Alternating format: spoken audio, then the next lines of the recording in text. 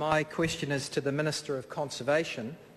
Does she stand by her recommendation in her Cabinet paper of 10 February 2010 that 467,517 hectares of national park land and protected conservation land be considered for opening up to exploration and mining?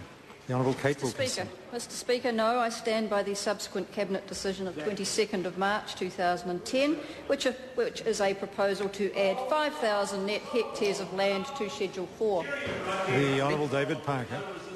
Does the Minister of Conservation accept that it is her role in Cabinet to advocate for the conservation of public conservation lands, and isn't her failure to properly do her job why the government's handling of this issue has been panned by the Parliamentary Commissioner for the Environment? The Honourable Kate Wilkinson. Mr Speaker, it is absolutely my job to advocate for conservation on behalf of all New Zealanders, and I am quite prepared to allow the public to have their say on what activities can take place on that land. The Honourable David Parker.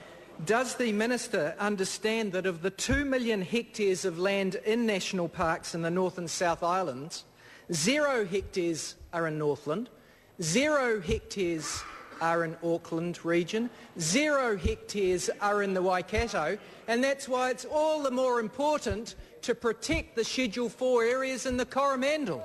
The Honourable Kate Mr Wilkinson. Speaker, what I do understand and what is actually Broken Hills, actually approved under Labor, is on Schedule 4 land. Well, it is.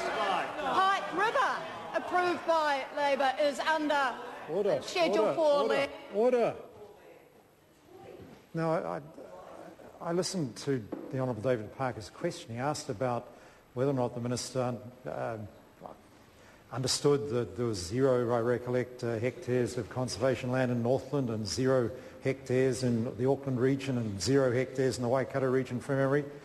And the member's going on to talk about previous government decisions for approval of mining on Schedule 4 land, which is not what the member actually asked her about. Now the Minister, I see some members disputing what I heard. What I'll do to clarify the matter is invite the Honourable David Parker to repeat his question. Point of order, the Honourable Trevor Mallard. I apologise, sir, but the point I'd like to make to you, and you, I think, acknowledged it in your ruling, and it might have even changed your ruling part way through as a result, was that there was an interjection from the Leader of the House while you were making your ruling. Sir, I just reflect on what's happened to one or two members on this side of the House when they've done a similar thing. They've been treated a bit more roughly than you did, Mr Brownlee, then. I note the member's point, but I've invited the Honourable David Parker. I've certainly not ruled in any way against the opposition. I've invited the Honourable David Parker to repeat his question without penalty. Point of order. Point of order, the Honourable David Parker. The other point to be made is, of course, it would have been illegal for any government to authorise mining under Schedule 4 lands. Order. Now, the member is litigating issues by way of point of order. That is not acceptable. And the fact that I've just allowed him to repeat his question, he should not abuse that privilege. The Honourable David Parker.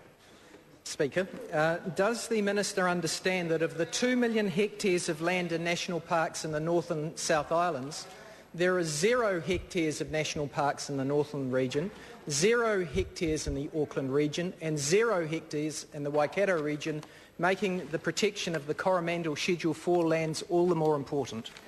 The Honourable Kate Wilkinson. Mr Speaker, I am very aware of the importance of protecting our conservation land, whether it's in the North Island, the South Island or Stewart Island.